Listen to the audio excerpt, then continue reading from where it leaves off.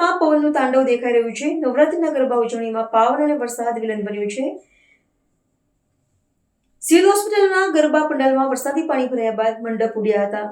શહેરમાં નવરાત્રીની રમઝટ વચ્ચે કુદરતી આફત વર્તા આવી છે। ગરબાના મોજમાં ખલેલ પડતો વરસાદ હવે પવન રૂપે નવી મુસીબત બનીને આવી પડ્યો છે। ભારે પવનના કારણે શહેરમાં વિવિધ ગરબા પંડાલોમાં ખેલૈયાઓની મજા પગાડી હતી। સિવિલ હોસ્પિટલ ખાતે બનેલા ગરબા પંડાલમાં પહેલા તો વરસાદી પાણી ભરાઈ ગયા હતા, હવે તેમાં વધુમાં વધુ મુશ્કેલી ઊભી કરતા મંડપ પવનમાં ઉડી ગયા। ભારે પવનના કારણે લાઇટના પોલ, મંડપના ભાગો અને ખુરશીઓ પણ ઉડીને પડ્યા હતા।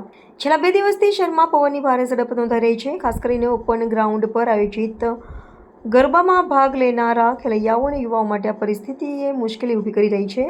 ડીજે સાઉન્ડ સિસ્ટમને પણ ભારે નુકસાન પહોંચ્યું છે, જેના કારણે ઘણા સ્થળોએ મ્યુઝિક બંધ કરવાની નોબત આવી છે। આદર્શ અને ઉત્સાહથી ભરેલી નવરાત્રીની ઉજવણી હવે કુદરતી વિઘ્ન સામે ઝઝૂમતી જોવા મળી રહી છે। તંત્ર દ્વારા પંડાલોની સુરક્ષા અને આધુનિક વ્યવસાયો અંગે તાત્કાલિક પગલાં લેવા જરૂરી બની રહ્યા છે। હું મહર્ષિ ત્રિવેદી છું, અહીંયાના સ્ટુડન્ટ યુનિયનનો જનરલ સેક્રેટરી। નવરાત્રીનું આયોજન છે ને કઈ પ્રકારનો પવનના કારણે જે નુકસાન થયું છે શું કહેશો? જો વરસાદની આગાહીના કારણે અમે વિચાર્યું હતું કે છેલ્લા 5 દિવસ અમે નવરાત્રી કરીશું, પણ હવે ઇન્દ્રદેવ આપણે સાથ ના આલ્યો અને 27 તારીખથી જ બહુ ધુવાધાર વરસાદ આવે છે।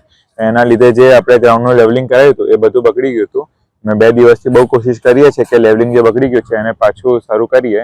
કાલ રાત્રે બહુ હવા આવી, એના કારણે બધું જે આપણા લોખંડના થાંભલા ને કપડાં બધું હતું એ બધું તૂટી ગયું છે, સીરીઝો પડી ગઈ છે।